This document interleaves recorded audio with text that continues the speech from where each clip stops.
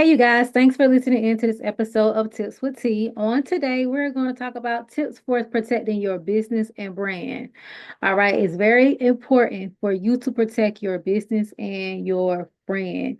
So, in this episode, we will explore essential strategies for safeguarding your business and brand. We'll cover practical tips on protecting intellectual property, maintaining online security, establishing brand consistency. Whether you're just starting or you're looking to strengthen your established brand, these strategies are designed to help you build a resilient business. Um, and I feel like this topic is very, very important to talk about due to the fact that um, the world that we live in, people think it's okay to take your ideas, run with it, steal it, repurpose it, and it's not okay. And so it's very, very essential that you guys protect your brand, protect your business, protect your products that you might be making um, from scratch and your services. All right.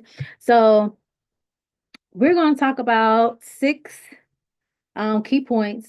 The first one is with intellectual property protection. So, um, this includes things um, like your logo, all that other good stuff, your logo, your website, all that good stuff. So, the first way you can protect your intellectual property is trademarking. So, register trademarks for your brand name, your logo, your tagline to prevent others from using them. Copyrights, secure copyrights for original content such as blog posts, website, and creative assets to protect against unauthorized use. Patents, patents if applicable. Um, if your business involves a unique product or technology, look into patenting it to safeguard your innovation. All right, because if you don't, people will steal it and think and say that you'll say that it's theirs when it's really yours. Another thing you want to do, you want to make sure you have branding consistency. So um, make sure you have brand guidelines, develop clear brand guidelines that cover logo uses, color screens, fonts, tone of voice to ensure all brand materials are consistent. With me, in order for me to get brand consistency, I started working with a virtual assistant or an assistant that is good with branding, and so that way I had a more consistent flow when it comes to this how I market and brand my business. Monitor your online presence. So regularly check unauthorized uses of your brand name or identity across social media and online platforms. So you want to make sure you do that. I have ran into a situation where someone was using on LinkedIn that they were an employer of my business and they were not, and I had to report that person. All right. So make sure you guys are regularly checking those type of things. Um, Domain and social handles. Secure your domain name and consistent social media handles to maintain a unified online identity. So make sure your social media handles are identical throughout if you can. All right. The third key point is data privacy and security, cybersecurity. So use strong passwords, employ strong and unique passwords, and use a password manager to risk reduce. Invest in cyber security tools. Use like firewalls, antivirus software, and encryption to prevent sensitive data and customer information. To protect sensitive data and customer information.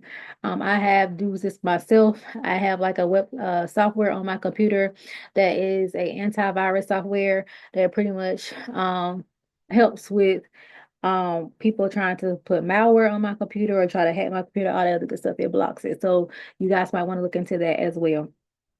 Educate your employees, train employees on safe practices like recognizing phishing emails to prevent data breaches.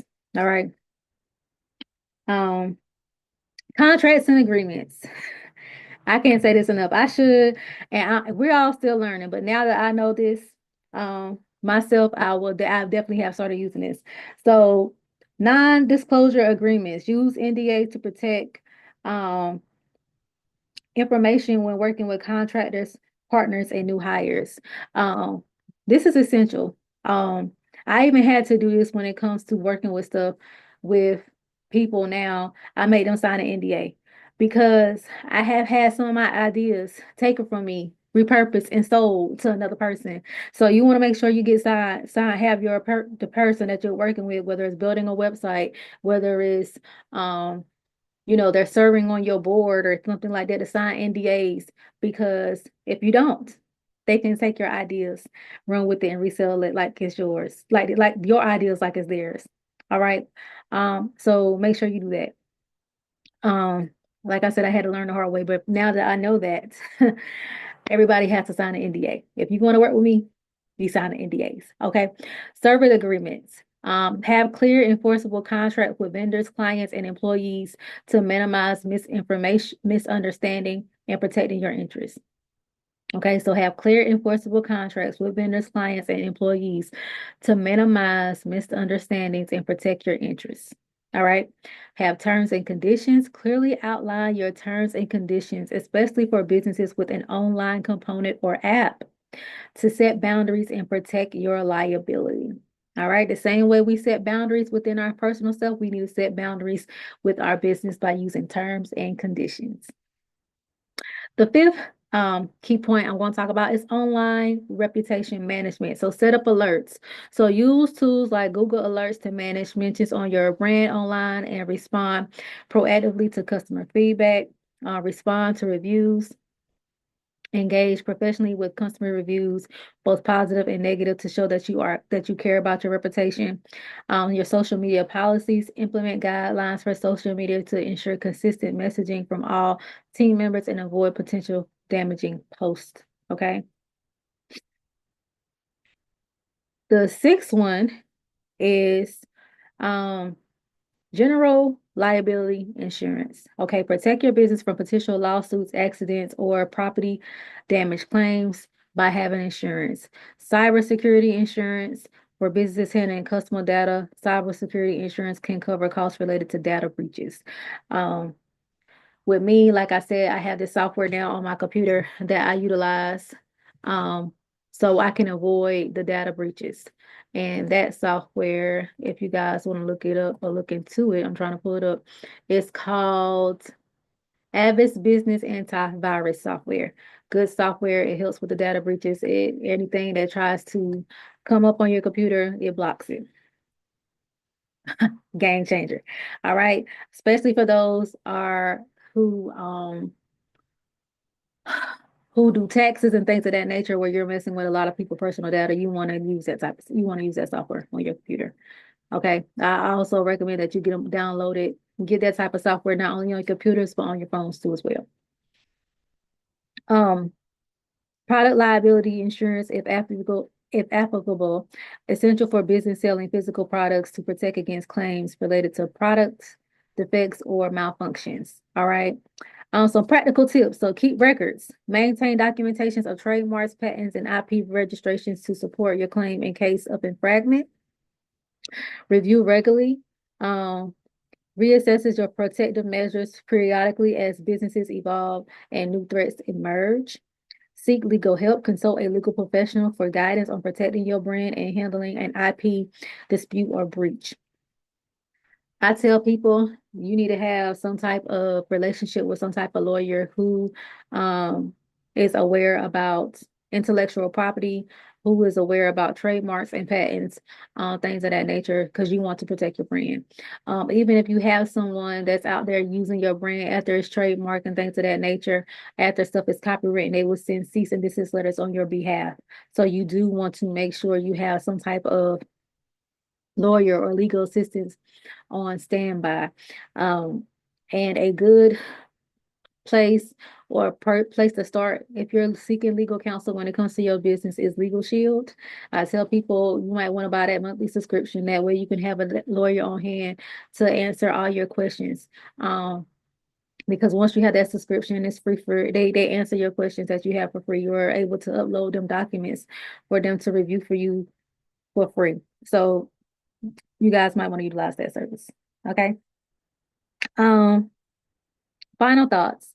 So building my final thoughts. So building a brand is huge. It's a huge investment. So creating resource and creativity and resources. By implementing these protective strategies, you can fortify your business against common risk and ensure that your brand stays strong in the marketplace. Remember, protecting your business and brand is an ongoing process. Stay proactive and diligent. All right. I don't care who you are working with. Make sure you're doing your due diligence. I don't care if they're family, I don't care if they're friends, I don't care how long you know them. Make sure you are doing your due diligence, make sure you're doing your research, make sure you're getting them to sign service agreements and NDAs so you won't leave yourself out there to dry and these people taking your good ideas that that you've been having on for so long and that you have wrote and that God had gave to you. Protect your stuff, all right? Protect it. All right. So do your due diligence. It's time to protect your brand. It's time to be serious about your brand because if you don't, no one else will. So, all right, you guys, thank you all for listening into this episode of Tips with T. I hope this information was helpful. If you guys know anybody that want to be a guest on the show, feel free to send them my way. I'm open to guests. They can send me an email at contact@njfinancial.biz or they can text me, call me. My number is 910-317-0396. Thank you guys once again for the support of the show, for listening into this episode. And I will see you guys on the next episode of Tips with T.